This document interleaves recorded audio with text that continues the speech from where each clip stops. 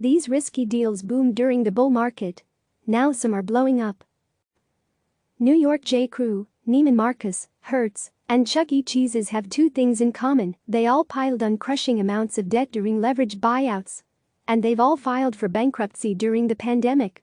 The sudden nature of this recession is exposing the inherently risky nature of these private equity takeovers. Most companies are vulnerable during downturns when cash flow dries up. But that risk is magnified by the financial engineering used to fund leveraged buyouts, or LBOs, which saddle companies brought private with dangerous amounts of leverage and hefty interest expenses.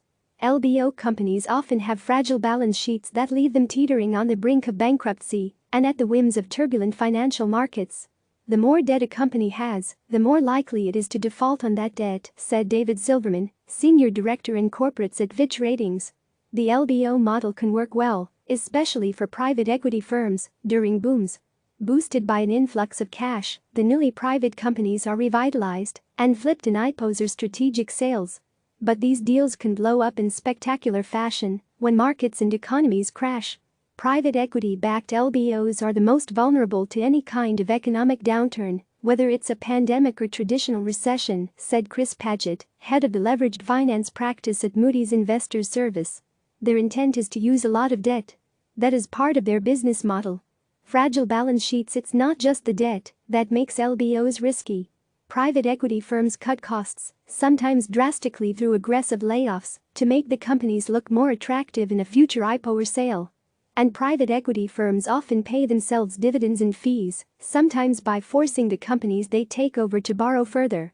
Dennis Keller, CEO of Better Markets, slammed what he called the predatory private equity business model of firing workers and unloading pension obligations. Once a private equity firm extracts the maximum amount of value, it then tries to flip it into the public markets so it can cash out on the near carcass of a corporation, Keller said. Last month, Moody's warned that the weak credit ratings of companies owned by private equity firms suggests an elevated default risk. A stunning 80% of companies with risky companies with a B3 rating are private equity-backed LBOs, the credit ratings firm said. The proliferation of lower-rated, PE-owned companies with high leverage, small-scale, niche business models, and fragile balance sheets may exacerbate this default cycle, Moody's said. From LBO to Chapter 11, the pandemic has caused a spike in bankruptcies from a wide spectrum of companies, including some that are owned by private equity firms. Hertz, HTZ, a company that Axios described as a Frankenstein of financial engineering, filed for bankruptcy in May. The company, which had been renting cars since 1918, was sold by Ford in 2005 to a trio of private equity firms for nearly $15 billion. That leveraged buyout included just $2.3 billion of equity, with the rest of the purchase borrowed money. After just 6 months under private equity ownership, Hertz executed a $1 billion dividend recap, adding more debt to its balance sheet. When Hertz went public in 2006, it created a windfall for its private equity owners, but the company had very little cash and a balance sheet riddled with debt. Still, David Yermak, a professor at NYU Stern School of Business, argued the Hertz bankruptcy had little to do with its previous private equity ownership. It was inevitable that a firm like Hertz, which had grossly overexpanded, would have needed to restructure itself, Yermak said. The rental car industry needed to shrink. Neiman Marcus went through 2 separate LBOs before its bankruptcy last month. The luxury department store, whose history goes back 113 years, had nearly $5 billion of debt on its balance sheet when it filed for Chapter 11. In 2005, private equity firms TPG and Warburg Pincus paid about $5.1 billion to take Neiman Marcus private. 8 years later, Neiman Marcus was sold to private equity firm Ares Management and the Canada Pension Plan Investment Board for $6 billion. Chuck E. Cheese owner Cess Entertainment also filed for bankruptcy this month. The Chapter 11 filing comes 6 years after it was acquired by private equity firm Apollo Global Management for $1.3 billion. J.Crew goes bankrupt. Abercrombie is hanging on. But it may be the bankruptcy of J.Crew that is the best case study. In 2011, J.Crew was taken private by TPG and Leonard Green for $3 billion. But by 2013, like other mall-based retailers, J.Crew was struggling. J.Crew hoped to raise much-needed cash by spinning off its promising Madewell brand in an IPO. However, the market turmoil caused by the pandemic forced J.Crew to shelve those plans. Unlike J.Crew, Abercrombie, A&F, and other mall-based retailers supported by a secondary brand, Hollister, resisted the allure of an LBO. Although Abercrombie's share price remains depressed, the company's balance sheet is solid, and analysts aren't worried about an imminent bankruptcy. Abercrombie generates more cash because it isn't getting siphoned off to pay interest expenses, said Fitch Silverman. It can reinvest in the business. And management time and attention aren't focused on capital structure concerns. The fact that J.Crew was banking on the Madewell IPO made it vulnerable to the market turbulence that erupted during the pandemic. Not only did the IPO market shudder, but companies with junk bond ratings were briefly shut out of the capital markets. LBOs are a common factor for distressed retailers. None of this is to say that LBOs are the sole reason these companies filed for bankruptcy. They all operated in challenged industries, made more challenging by the pandemic. For example, mall-based retailers were already struggling because of the surge of online shopping and rise of fast fashion brands. The coronavirus crisis has only exacerbated the shift to e-commerce and death of malls. These firms are often occupying real estate that could be put to better uses than retail sales, and when they go bankrupt, the real estate is freed up for redevelopment, said Niaz Yermak.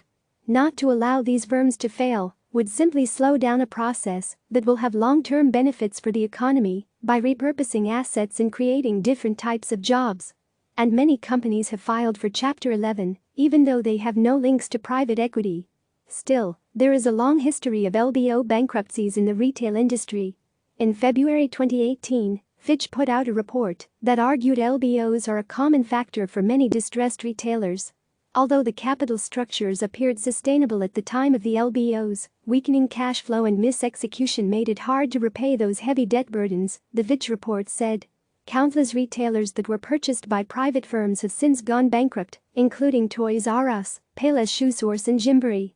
The biggest bankruptcy may have been Sports Authority, which was acquired by Leonard Green in 2006 and shut down in 2016, costing about 14,500 jobs. Out of the 11 large grocery chains that have filed for bankruptcy since 2015, 8 of them were backed by private equity firms, according to S&P Market Intelligence and PitchBook data cited by The Wall Street Journal. That included the pre-pandemic bankruptcies this year by Earth Fare and Fairway Market. PE firms are major employers. Last year, Senator Elizabeth Warren introduced legislation that would close loopholes she says allowed private equity firms to capitalize on their investments while passing risk on to target companies, shareholders, employees, and customers. Private equity has bankrupted hundreds of formerly profitable companies by loading them with debt, charging excessive and unnecessary fees, and stripping them of wealth, Senators Elizabeth Warren and Bernie Sanders wrote in a letter last fall. The lawmakers cited a 2019 Harvard Business School working paper that found large post-buyout employment losses and poor productivity performance during recessions at companies that were taken private. Employment shrinks 13% at those LBO companies, while compensation per worker declines nearly 2%, the paper said. The American Investment Council, which represents the private equity industry, did not respond to a request for comment. But the group pointed out in a recent statement that 8.8 million American workers were employed by private equity-backed businesses last year. Private equity can often be the only source of support for businesses struggling during a recession or economic crisis, the Aussie said. Public investments often dry up in a bear market, while banks and other providers of credit are hesitant to invest in companies that may not survive. The next dominoes to fall. The recent LBO bankruptcies could just be the tip of the iceberg. Countless retailers backed by private equity firms are on Fitch's list of top bonds and loans of concern. That list includes Guitar Center, a retailer of musical instruments that was taken private in 2007, and Fresh Market, a grocer purchased by Apollo in 2016 for $1.4 billion. Joann Stores, which was taken over by Leonard Green in 2010 for $1.6 billion, is also on Fitch's list of vulnerable companies. So is Belk, a Southeast department store chain taken private by Sycamore Partners in August 2015 for $3 billion. Even some very recent LBOs are suddenly teetering. In April, medical staffing group Envision Healthcare hired restructuring advisors in a bid to avoid bankruptcy amid a sharp decline in elective surgeries, the Financial Times reported. The stress comes not even 2 years after Envision was brought private by KKR, in a richly valued $9.9 billion deal that saddled the healthcare company with debt. The envisioned troubles underscore the central challenge facing LBOs today. The decade-long bull market in stocks caused private equity firms to pay top dollar for some takeovers. Those lofty purchase prices in turn amplified the leverage. The past dozen years of near-zero interest rates from the Federal Reserve not only encouraged companies to binge on debt, but they made pension funds and insurance companies desperate for high-yielding investments. They plowed an ocean of money into private equity firms, which then had to put that capital to work by purchasing companies. "They can't sit on cash forever," said Paget, the Moody's analyst. "If you paid a very high multiple, and then you end up with an asset that's not performing, and then you go into a pandemic, it's a lot to absorb." In other words, more LBO bankruptcies are coming. Click subscribe to receive the latest news.